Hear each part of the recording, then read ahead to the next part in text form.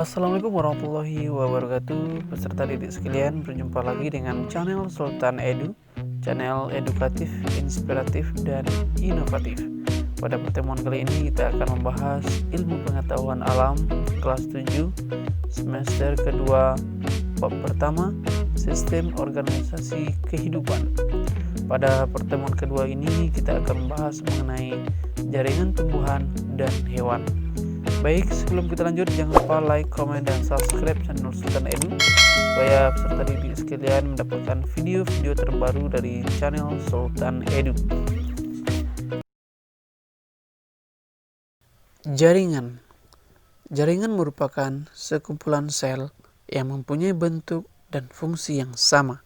Jadi jaringan pada tumbuhan, pada hewan, pada manusia itu adalah sekumpulan sel atau kumpulan dari beberapa sel yang mempunyai bentuk dan fungsi yang sama. Yang pertama, jaringan tumbuhan. Berdasarkan kemampuan sel membelah, jaringan tumbuhan terdiri atas jaringan meristem dan jaringan permanen. Jaringan meristem merupakan kumpulan sel yang aktif membelah menghasilkan sel-sel baru yang belum terdiferensiasi. Diferensiasi ini maksudnya adalah sel yang belum terhenti perkembangannya. Jaringan meristem terdapat pada ujung akar, ujung batang, dan kambium. Jaringan permanen merupakan hasil perkembangan jaringan meristem karena telah terdiferensiasi. Maksud terdiferensiasi ini adalah jaringan yang telah terhenti perkembangannya, sehingga memiliki fungsi dan bentuk yang tetap. Berdasarkan struktur dan fungsinya, jaringan permanen dibedakan menjadi 4, yaitu A. Jaringan pelindung, yaitu epidermis. B. Jaringan dasar, yaitu jaringan parenkim. C. Jaringan penguat, yaitu kolenkim dan sklerenkim. D. Jaringan pengangkut, yaitu xilem dan floem. Yang A, jaringan epidermis. Jaringan epidermis merupakan jaringan paling luar dari tubuh tumbuhan. Epidermis terdiri atas selapis sel rapat atau tanpa ruang antar sel dan berdinding tebal. Fungsi epidermis adalah sebagai pelindung jaringan di dalamnya atau di bawahnya, dan sebagai tempat pertukaran zat. Modifikasi epidermis itu dapat berupa stomata, trikoma, duri, filamen, dan sel Kersig.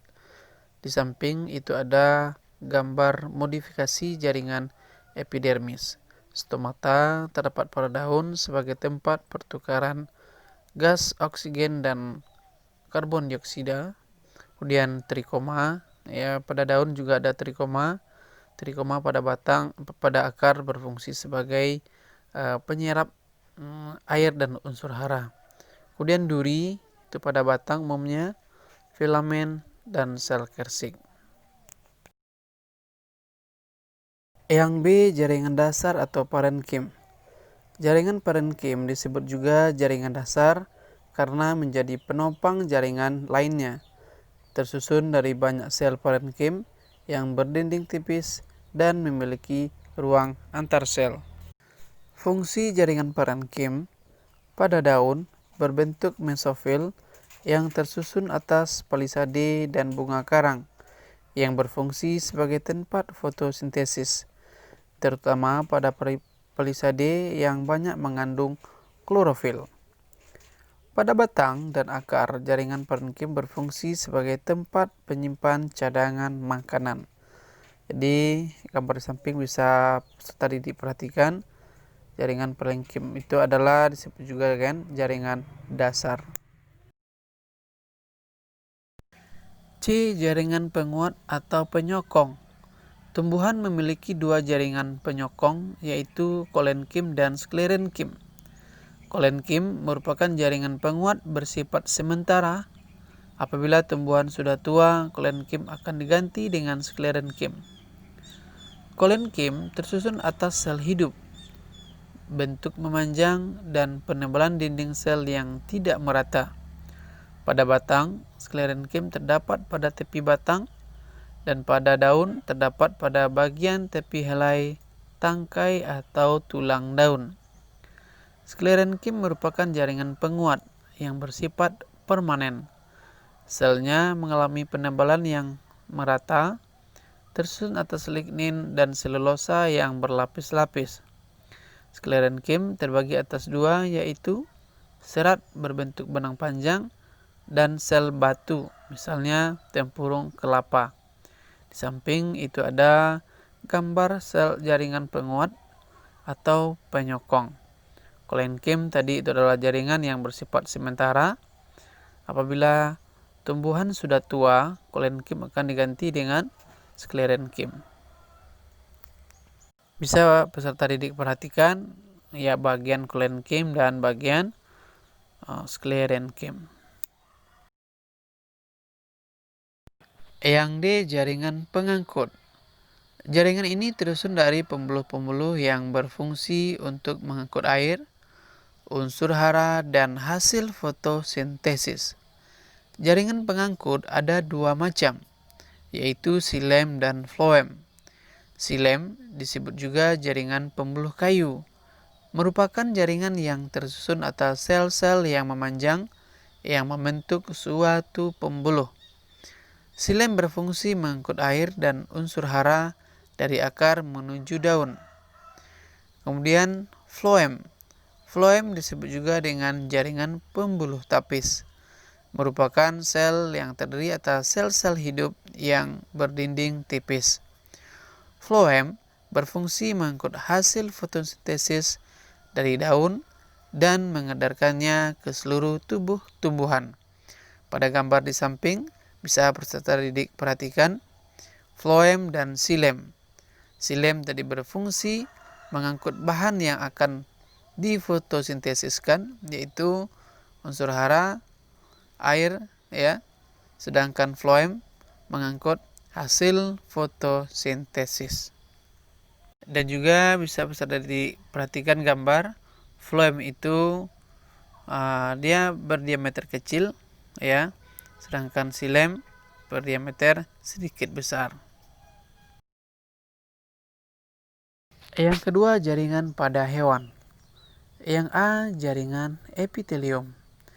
Jaringan ini melapisi seluruh permukaan dalam dan luar tubuh, serta organ tubuh. Jaringan epitelium berfungsi sebagai pelindung tubuh atau organ, pelapis seluruh kelenjar, dan penerima rangsangan. Jadi, jaringan epitelium ini adalah jaringan yang melapisi seluruh permukaan dalam dan luar tubuh, serta organ, serta pelapis seluruh kelenjar, dan juga penerima rangsangan. Ada beberapa jenis jaringan epitelium, bisa peserta didik perhatikan pada gambar. Itu ada namanya epitel pipih selapis, epitel silindris berlapis, epitel silindris berlapis banyak, epitel silindris berselia, epitel pipih berlapis, kemudian epitel kubus selapis. Jadi itu beberapa jenis epitel baik pada hewan maupun pada manusia. Yang B, jaringan otot. Otot merupakan alat gerak aktif. Berdasarkan selnya, jaringan otot terdiri atas otot lurik, otot polos, dan otot jantung. Kita lihat dulu yang pertama, otot lurik. Ciri-cirinya terletak pada rangka atau tulang, berinti banyak di tepi, seperti pita gelap berseling terang. Bekerja sesuai dengan kehendak sendiri atau gerak sadar. Bisa peserta didik perhatikan gambar di samping, otot polos, otot lurik, dan otot jantung. Selanjutnya, otot jantung. Ciri-cirinya hanya terdapat di jantung. Strukturnya seperti otot lurik, tetapi bercabang dan bekerja secara otonom atau gerak tanpa kita sadari. Selanjutnya, otot polos. Ciri-cirinya terdapat pada organ-organ dalam tubuh seperti usus, lambung, ginjal, dan hati. Bentuk otot ini berujung runcing, berinti satu, terletak di tengah, dan bekerja secara otonom atau gerak tanpa kita sadari. Bisa peserta didik perhatikan bentuk atau model otot polos, otot lurik, dan otot jantung. Yang C, jaringan saraf. Jaringan saraf tersusun atas sel-sel saraf atau disebut juga dengan neuron yang berfungsi menerima dan mengirim rangsangan. Pada makhluk hidup terdiri ribuan bahkan miliaran sel saraf yang terdapat pada seluruh tubuh manusia atau hewan itu sendiri. D, jaringan penyokong. Jaringan penyokong berfungsi menopang tubuh. Jaringan penyokong terdiri atas yang pertama, jaringan ikat. Jaringan ikat berfungsi untuk mengikat jaringan lain agar tetap pada tempatnya. Contoh, tendon yang menghubungkan otot dengan tulang dan ligamen yang menghubungkan tulang dengan tulang. Yang kedua, jaringan tulang rawan.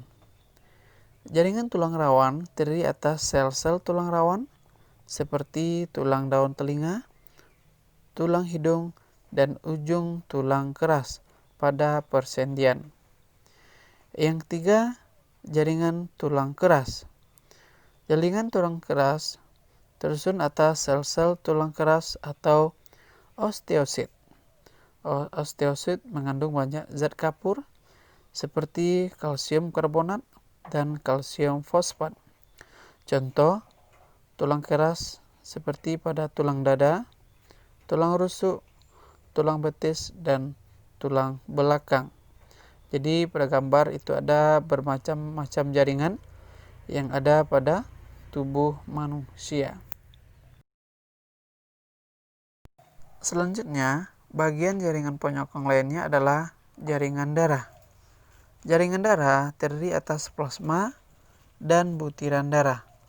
Butiran darah terdiri atas sel-sel darah seperti sel darah merah, eritrosit, sel darah putih, leukosit, dan kepingan darah, trombosit.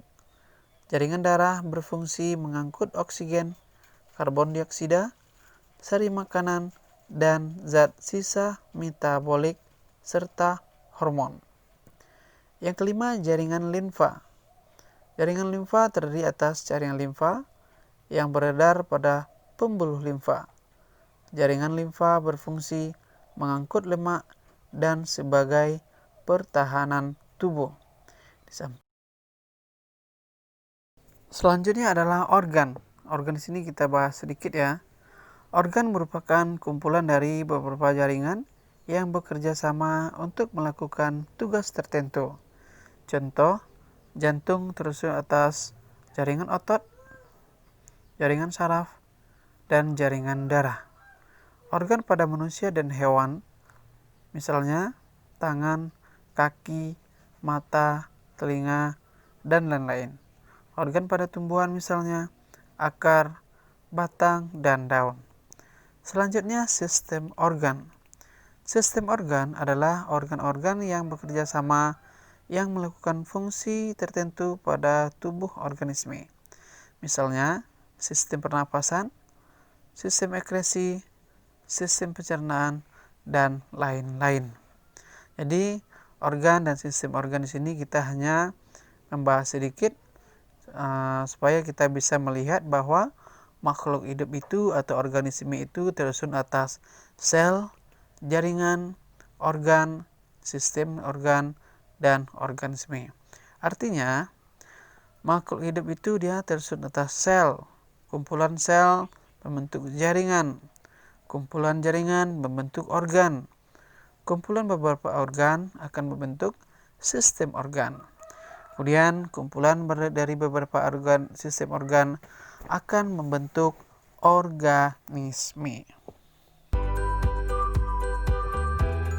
Sekian dulu ya pembelajaran kita hari ini. Semoga peserta didik sekalian mengerti dengan materi-materi yang kami sajikan.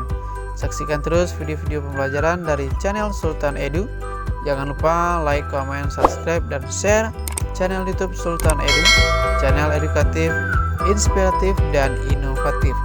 Sekian, wassalamualaikum warahmatullahi wabarakatuh.